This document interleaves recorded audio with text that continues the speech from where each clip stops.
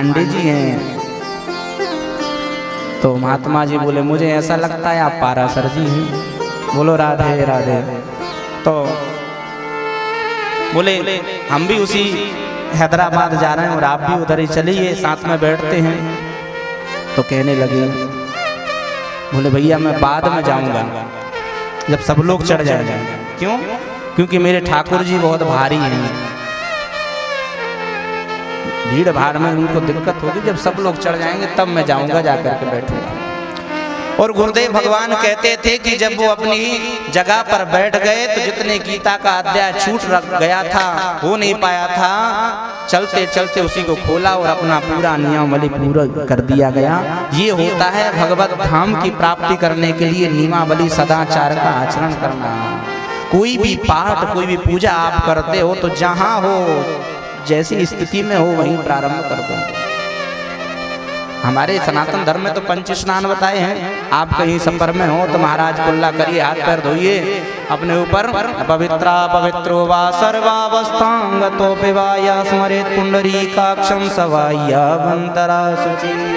बाहर अंदर सब जगह शुद्ध हो जाता है, मंत्रों में तो वो सामर्थ्य। बाह्यावन, बाहर भी और अंदर भी, सभायावन तरह शुचि। तो ऐसे ऐसे संत इस संसार में आज भी हैं। तो हम सभी लोग हाथ जोड़ करके बिहारी जी से यही कामना करते हैं कि महाराज श्री को भगवत धाम की प्राप्ति हो और इसी तरह संत ब्राह्मणों का हम सबको सानिध्य मिलता रहे। बोले संत भगवान की। तो कहने का मेरा भाव है, 14 भुवनात्मक सृष्टि में दक्षिण दिशा में महाराज ये 28 प्रकार के नरकों का वर्णन सुनाया गया है। इसी के साथ में महाराज भागवत का 5वां स्कंद विराम होता है। 6वें स्कंद में श्री परीक्षित जी महाराज ने प्रायश्चित पूछा है। महाराज यदि किसी से कोई गलती बन जाए तो पाप हो जाए तो ऐसी कोई साबुन है जो लगाओ तो लगाते ही दाग ढूंढते रह जाओ। बोलो राधे राधे। बोले ऐसी कोई साबुन भी है? सुखदेव जी महाराज कहते हाँ परीक्षित, यदि गलती से कोई पाप बन जाए तो प्रायश्चित की साबुन से उसको धो देना चाहिए। कौन सी साबुन है? बोले केचित केवलया भक्त्या वासुदेव परायणा अघम धुन्वन्ति काष्णेन निहारामिव भास्करा। यदि इस कलयुग में पाप बन जाए तो केचित केवलया भक्त्या, एक मात्र साबुन है, उसका नाम है हरि नाम संकीर्तन। वासुदेव परायण, भगवान नारायण को समर्पित हो जाओ और भगवान नारायण को अपना सर्वस्व मान लो तो आपके सारे पाप धुल जाएंगे। और जितना हो सके भगवान नाम का आश्रय लो तो बड़े से बड़े पापी का भी उद्धार हो जाएगा। परीक्षित जी कहने लगे ऐसी कोई कथा भी आती है जो नाम मात्र से किसी का उद्धार हो गया? बोले हाँ। तो कौन सी है वो कथा? बोले वो कथा एक पंडित जी की कथा है जिन्होंने केवल नाम मात्र से अपने आप को भगवत धाम की प्राप्ति करा ली। कान्य कुब्ज ध्वजा कश्चित दासी पति अजामिला नामना नष्ट सदाचार दास्या संसर्ग दूषिता। एक कानकुब्ज ब्राह्मण है जिनका नाम है अजामिल, बड़े विद्वान ब्राह्मण हैं, लेकिन एक दिन एक गणिका के चक्कर में फंस गए तो बुद्धि भ्रष्ट हो गई। ऐसी बुद्धि भ्रष्ट हुई कि महाराज जितना पाठ पूजा जप तप करते थे सब बंद कर दिया और उस गणिका में आसक्ति हो गई और उसी को अपने साथ में ले आया। उसी को अपने साथ में लेकर के अपने घर में रख दिए। अजामिल जैसा ब्राह्मण आज उसका पतन हो गया। केवल एक दृष्टिपात से, बताइए कितना बड़ा हमको दृष्टि का पाप लगता होगा। तो कहने का भाव केवल मेरा इतना सा है, आप पाप करोगे तो भोगना भी आपको ही पड़ेगा। कोई आपका पड़ोसी या रिश्तेदार या बाल गोपाल या आपकी पत्नी नहीं भोगेगी। आपको पाप करना है तो भोगना भी आपको ही है। इसलिए ध्यान रखो, कभी गलती से बन जाए तो कोई बात नहीं है, जानबूझकर पाप नहीं करना चाहिए। और बुरा काम करने के लिए 1000 बार सोचो, बार बार सोचो। अच्छा काम यदि करना है तो बिल्कुल नहीं सोचना चाहिए। काल करे सो आज करो, आज करे सो अब, पल में परले होएगी तो बहुरी करेगा कब। नेत्रों का दोष देखिए कितना प्रबल होता है।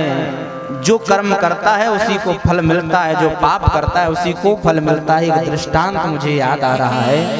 एक व्यक्ति ने किसी वृक्षावली में फल देखे। अब देखिए, कर्म करने पर किसको कष्ट होता है। अब देखिए किसने थे, नेत्रों ने। नेत्रों ने जैसे फल को देखा बड़ा सुंदर लगा, नेत्रों ने पैरों से कहा पैर आगे बढ़वे लग गए। अब पैर जब आगे चलने लगे तो मन ने कहा पैरों से, तो पैर चलने लगे, पहुंच गए बगीचा के पास में। अब मन ने कहा कि कैसे तोड़ें, तो हाथों को आदेश दिया, तो हाथों ने उन फलों को तोड़ लिए, अच्छे लगे। अब मन ने कहा तो खाने लग गए, खाने लगे और महाराज पेट तृप्त हो गया। इतने में बगीचे के मालिक को पता चला और ये भाग नहीं पाए, बढ़िया सा डंडा लेकर आया और जोर की मार लगाई। अच्छा, पीठ का क्या कसूर था बेचारी का, इस पीठ पे डंडे पड़े तो काम किया था नेत्रों ने। मन ने आदेश दिया पैरों को, पैर चल करके पहुंचे तो हाथों ने उस फल को तोड़ा। हाथों ने जब फल को तोड़ा तो इस मुख ने खाया, पेट भर गया। लेकिन बेचारी पीठ का क्या कसूर था, जब पीठ पर डंडा तो पड़े लेकिन आंसू कहाँ से निकले। बोलो राधे राधे। जिन्होंने गलती की थी आंसू वहीं से निकले, कि ये तो केवल निमित्त मात्र है, लेकिन जिस व्यक्ति ने गलती की थी उसी के यहाँ से आंसू निकलना प्रारंभ हो गया। इसलिए जो आप पाप करोगे वो आपको ही भोगना पड़ेगा। तो अजामिल नाम जैसा अजामिल नाम का पापी आज गणिका को साथ में रख रहा है। एक दिन की बात है, गणिका का भरण पोषण करने के लिए ये चोरी करता है, बड़ा डकैती डालता है, बड़े बड़े लोगों को लूट लूट करके धन लाता है और उसी से अपना भरण पोषण करता है। एक दिन चतुर्मास करने के लिए संतों की मंडली उसी गांव से जा रही थी, तो किसी एक संत ने पूछा, संतों का तो स्वभाव होता है कोई भी गांव शहर में जाएंगे तो भैया यहाँ सबसे बढ़िया भक्त कौन मिलेगा जो हमको थोड़ा सा सेवा कर पाए। तो गांव वाले भी कम थोड़ी ना होते हैं। कभी कभी नास्तिक लोग किसी संतों को मिल जाते हैं तो कहते हैं हाँ यहाँ बहुत बढ़िया एक पंडित जी हैं, बड़े भक्त हैं, सीधा चले जाओ पूछ लेना अजामिल नाम के भगत जी। संतों ने सोचा कोई होंगे भगत जी। पहुंच गए अजामिल के द्वार पर, भिक्षाम देहि माते। तो गणिका बाहर जैसे निकली और गणिका ने जैसे ही उन संतों पर दृष्टि डाली, एक क्षण में गणिका का भाव बदल गया। संतों के दर्शन मात्र से उसके अंदर में निर्मल बुद्धि का प्रादुर्भाव हो गया। प्रणाम किया। उसकी माँ ने कहा था बेटा ध्यान रखना, जीवन में कभी ब्राह्मण संत का अपमान मत करना, दरवाजे पर आ जाएं तो उनको प्रणाम करना। संतों ने कहा देवी हम बहुत दिनों से भूखे हैं, चतुर्मास करने निकले इसलिए आपके यहाँ भोजन मिलेगा। गणिका कहती महाराज आप मेरे हाथ का नहीं पा सकते, मैं एक छोटी और निकृष्ट हमको समझते हैं जाति की स्त्री हूँ, इसलिए मैं आपको भोजन नहीं पवा सकती। आपसे निवेदन है सूखा सामान लेकर के सामने जो बगीचा है उसमें आप बना सकते हैं। संतों ने कहा ठीक है बना देंगे। सूखा सामान लेकर के संत अपना टिक्कर बना रहे थे, इतने में आ गया डाकू अजामिल। जो देखा तो अहंकार भरने लगा, लेकिन गणिका से डरता था। गणिका ने कहा खबरदार तुम महात्माओं से कुछ भी कहा महात्माओं ने बढ़िया भोजन पाया और डकार ली। कहते हैं देखो यजमान जब ब्राह्मण को भोजन कराएं तो दक्षिणा जरूर मिलनी चाहिए, ये नियम है, भोजन कराने के बाद दक्षिणा जरूर देना चाहिए। अजामिल कहता देखो महात्मा जी हमने तो तुम्हारा सोटा लंगोटा नहीं छीना, हम आप दक्षिणा की बात कर रहे हो, आपके पास जितना कुछ है वो हमको दे जाओ। अरे भैया ऐसा क्यों बोल रहे हो, आपको पता नहीं मैं कितना बड़ा डाकू हूँ, सब लोग मेरे से कांपते हैं। महात्मा जी ने कहा भैया हम आपसे दक्षिणा में धन नहीं ले रहे। महात्मा समझ गए ये बड़ा पापी है, यदि इसके घर का अन्न खाया है तो सुधार के ही जाएंगे। भैया आपके कितने बालक हैं? बोले 9 बालक हैं, 10वां होने वाला है। बस हमारा एक निवेदन है कि जो 10वां हो उस बेटे का नाम नारायण रख लेना, हमारी यही दक्षिणा है। प्रेम से बोलो राधे राधे। गणिका ने कहा ठीक है महाराज जी रख लेंगे, और गणिका और अजामिल ने बात मान ली कि समय आने पर उनके बालक हुआ, उस बालक का नाम नारायण रख दिया। और छोटे बालक में ज्यादा प्रीति होती है माता पिता की, दौड़ता खेलता जाता फिरता तो बड़ा प्रेम उमड़ता, बेटा नारायण बेटा नारायण बेटा नारायण करते हुए अजामिल जब चालू हो गया चाय जैसे तो बजे। इस कथा से हमें शिक्षा मिलती है कि कभी भी अपने बेटी बिटिया का नाम अटपटा नहीं रखना चाहिए। भगवान के नाम पर यदि नाम रखोगे तो भले ही आप पाठ पूजा ना करो, थोड़ा तो भगवान का नाम निकलेगा ही। और भगवान ही जाने आजकल के तो नाम ही विचित्र हैं, चिंटू मिंटू गुड़िया। बोलो राधे राधे। अब आप बताइए जिसका नाम आप गुड़िया रख रहे हैं वो गुड़िया जब बुढ़िया हो जाएगी तो क्या अच्छा लगेगा? नाम भी तो सेट करके रखा करे भाई। इसलिए अपने बच्चों का नाम भगवान के नाम पर रखो कि भगवान के नाम में कमी थोड़ी ना है। नारायण जी के हजारों नाम, गोपाल जी के हजारों नाम, शंकर जी के हजारों नाम, दुर्गा जी के हजारों नाम हैं? उनमें से जो अच्छा लगे वो रख लो, कम से कम भगवान नाम तो होगा। चलते उठते बैठते बेटे के निमित्त सही, भगवान तो अनादिकाल से है। लेकिन जब इसका पाप बढ़ चुका था तो यमराज के दूत इसको लेवे आ गए। इतने में ये बोलता है बेटा नारायण बचाओ बेटा नारायण बचाओ। इतने में नारायण के पार्षदों ने सुना तो वे भी आ गए विमान। वो कहता है ये हमारा ग्राहक है, वो कहते हैं हमारा ग्राहक है। अरे ये बड़ा पापी है। नारायण के पार्षद कहते हैं क्यों हमारे भगवान को भज रहा है, ये पापी है। अरे ये भगवान को नहीं भज रहा, अपना बेटे को भज रहा है। तो पार्षदों ने कहा इसके बेटे का नाम कब से हुआ? 1 साल से ना, लेकिन हमारे भगवान का नाम तो पहले से, इसलिए हमारे भगवान का नाम। दूतों को खदेड़ करके भगा दिया यमराज के दूत सारे रोते बिलखते गए। यमराज से कहते हैं ऐसी जगह मत भेजाना जहाँ बेइज्जती हो। अरे क्या हुआ? बोले पता नहीं, नारायण नारायण जब रहा था तो कहीं पार्षद आ गए। तब यमराज जी ने कहा ध्यान रखना, जहां जो व्यक्ति नारायण का नाम ले रहा हो उसको कभी पकड़ करके मत लाना, और जो भगवान की कीर्तन भगवान के भजन भगवान की कथा में ताली ना बजाए उसको लेकर के आ जाना। बोलो राधे राधे। हाँ, इसलिए एक बात और है, शास्त्रों में लिखा है जो भगवान की कीर्तन में ताली ना बजाए, भगवान की कथा गुनगुनाए ना, तो उसके जो बजा रहा है उसके सारे पाप उतर करके जो शांत बैठा है उसके सर पर चढ़ जाते हैं। हम नहीं कहते, संतों का भाव है। इसलिए जब भी कीर्तन हो, जब भी भजन हो, गाना चाहिए, ताली बजाना चाहिए, जिससे हाथों की रेखा भी बदलेंगी, वाणी भी पवित्र होगी, कर्ण तो पवित्र हो ही रहेगा। तो एक नारायण नाम मात्र से अजामिल का उद्धार हो गया। इसलिए भगवान की कथा साधारण नहीं है। भगवान का नाम भगवान से ज्यादा कई गुना प्रभावशाली है।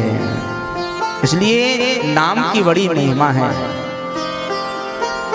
हूँ मैं तो जपूं सदा तेरो नाम, हूँ मैं तो जपूं सदा तेरो नाम, दयालु दया करो। मैं तो जपूं सदा तेरा नाम, दयालु दया करो। मैं तो जपूं सदा तेरो नाम, दयालु दया करो। मैं तो जपूं सदा तेरा नाम, दयालु दया करो। कृपालु कृपा करो, कृपालु कृपा करो, दयालु दया करो, दयालु दया करो।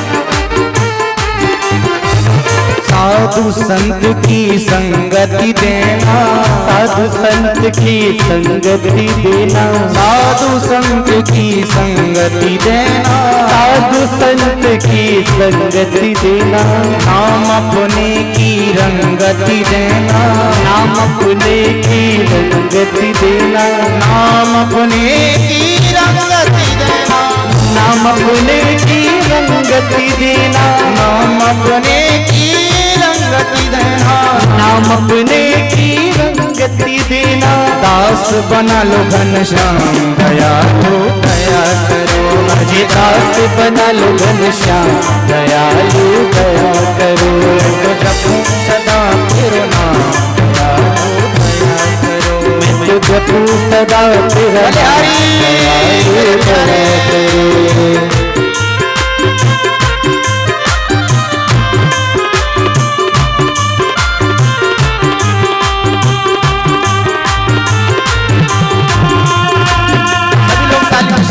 गुनगुनाते रहे।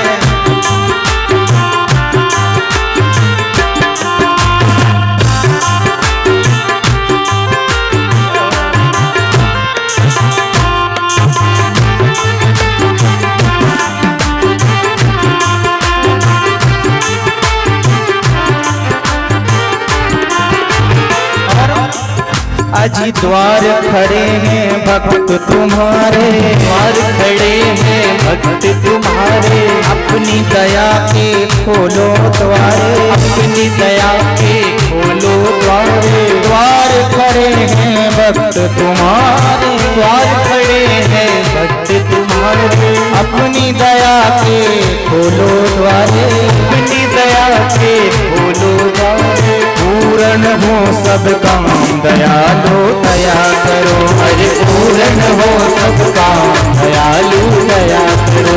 तो जपो सदा तेरो नाम दयालु दया करो, तो जपूं सदा तेरा नाम दयालु दया करो।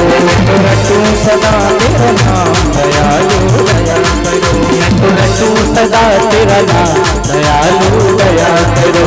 कृपालु कृपा करो दयालु दया करो, कृपा करो।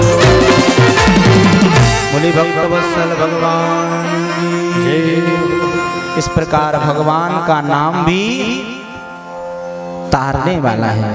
आज अजामिल जैसे पापी का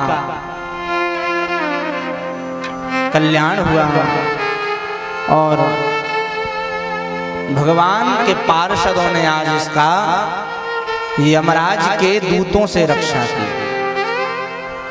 कौन कहता है जब अजामिल जैसे पापी भगवान नाम के आश्रय से तर सकते हैं तो क्या हम नहीं तर सकते? हम भी तर सकते हैं, हमारा भी कल्याण हो सकता है। तो नाम की इतनी बड़ी महिमा है। इसी के साथ में सुखदेव जी महाराज कहते हैं भागवत जी का 6वां स्कंद विराम। आइए हम सभी लोग 7वें स्कंद में प्रवेश करें। परीक्षित जी ने जब सुना तो बड़े गदगद हो गए। प्रश्न किया महाराज आज चौथा दिन प्रारंभ होने जा रहा है, मैं सुन रहा हूं कि भगवान भक्तों को बचाते हैं और राक्षसों को मारते रहते हैं। आप कहते हो कि भगवान समदर्शी हैं, तो मुझे तो कहीं समदर्शता नहीं दिख रही। सुखदेव जी कहते हैं परीक्षित जी यदि आपको भगवान की समदर्शता नहीं दिख रही तो अभी आपने भगवान को जाना ही नहीं। अरे भगवान किसी को मारते ही नहीं है, तो अरे भगवान जिसको मारते हैं वो भगवान से हाथ से मरने वाला सीधा भगवान के धाम को जाता है। हाँ, भगवान के हाथ से मरने वाला तर जाता है। तुलसीदास बाबा ने अपने शब्दों में लिखा है, बड़ा सुंदर भाव है। एक ही बाण प्राण हर लीना, दीन जानते ही निज पद दीना। दीन जान की निज पद दीना, दीन जानते ही निज पद दीना। दीन जान की निज पद दीना। एक ही बाण प्राण हर लेना, एक ही बाण प्राण हर लीना। दीन जानते निज पद दीना, दीन जान की निज पद दीना। एक ही बाण प्राण हर लेना, एक ही बाण प्राण हर लेना। एक ही बाण प्राण हर लेना, एक बाण से प्राण तो हरे, लेकिन कहां पहुंचाया? दीन जान ते ही निज पद दीना, अपने निज निवास में पहुंचाया है और कहीं नहीं पहुंचाया। तो कौन कहता है कि भगवान के हाथ से मरने वाला नरक जाता है? अरे प्रेमी से ज्यादा शत्रु चिंतन करता है।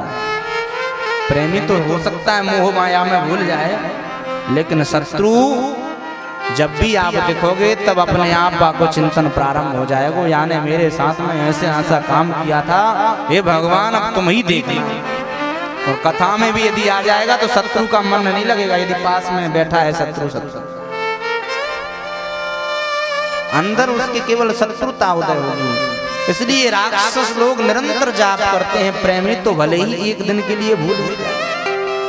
तो तुम कह रहे हो कि भगवान के हाथ से मरने वाला नरक जाता है? अरे भगवान भक्त को बाद में तारते हैं, पहले उस राक्षस का कल्याण कर देते हैं जो राक्षस प्रवृत्ति में है। और उनकी क्या चले, भगवान तो कभी कभी श्राप दे देते हैं, तो भक्त के कल्याण के लिए 3 जन्म का श्राप देते हैं तो 4 अवतार लेना पड़ता है। बोलो राधे राधे। 3 जन्म का दिया तो 4 अवतार। तो ये भगवान की भगवत्ता है। और कौन कहता है कि भगवान राक्षसों का विरोध करते हैं? अरे प्रहलाद कौन सा देवताओं के वंश का था? यदि भगवान राक्षसों से प्रेम नहीं करते, द्वेष रखते, तो प्रहलाद को क्यों तार दिया? परीक्षित गदगद हो गए, महाराज ये प्रहलाद कौन है? मुझे कुछ समझ में भी ना आई, इसको कैसे भगवान ने तारा? बड़ी इच्छा है इस कथा को सुनने की। तब श्री सुखदेव जी महाराज ने प्रहलाद चरित सुनाया है। सुखदेव जी कहते हैं, राजन सुनिए, कश्यप ऋषि की 2 पत्नियां हैं, एक का नाम है दिति, एक का नाम है अदिति। दिति के बेटा दैत्य हुए और अदिति के बेटा देवता हुए। दिति के 2 बेटा हुए जिनका नाम था हिरण्याक्ष और हिरण्यकशिपु।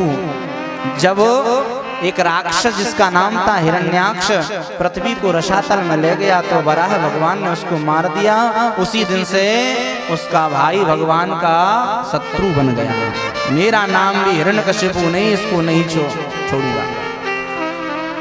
उस द्वेष के कारण ये हिरण्यकशिपु मदराचल नाम के पर्वत पर जाकर के तपस्या कर रहा है, लेकिन इसकी तपस्या बड़ी भयंकर कठिन है।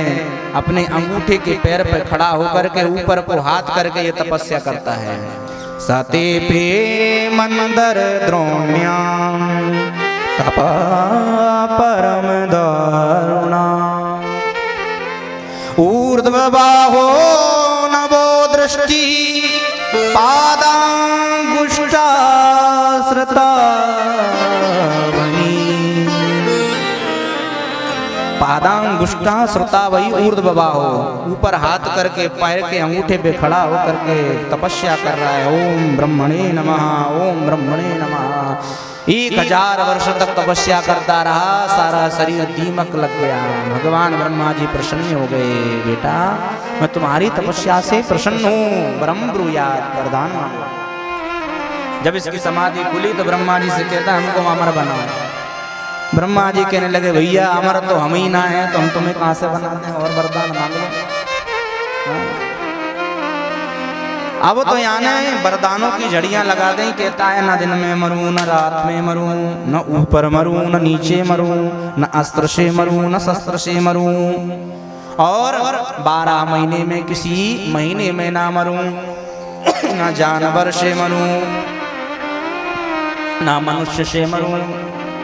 हाँ, और तो और दिन में रात में ऊपर नीचे आगे पीछे किसी परिस्थिति में ना बनूं। ब्रह्मा जी आपकी बनाई हुई सृष्टि में मैं किसी से ना मरूं। बात ही खत्म हो, किसी से ना मरूं। अब कौन मारेगा? ब्रह्मा जी ने कहा तथास्तु। जैसे आशीर्वाद दिया, ब्रह्मा जी को प्रणाम करके सीधा इंद्रलोक में गया। इंद्रलोक में जाकर के देवताओं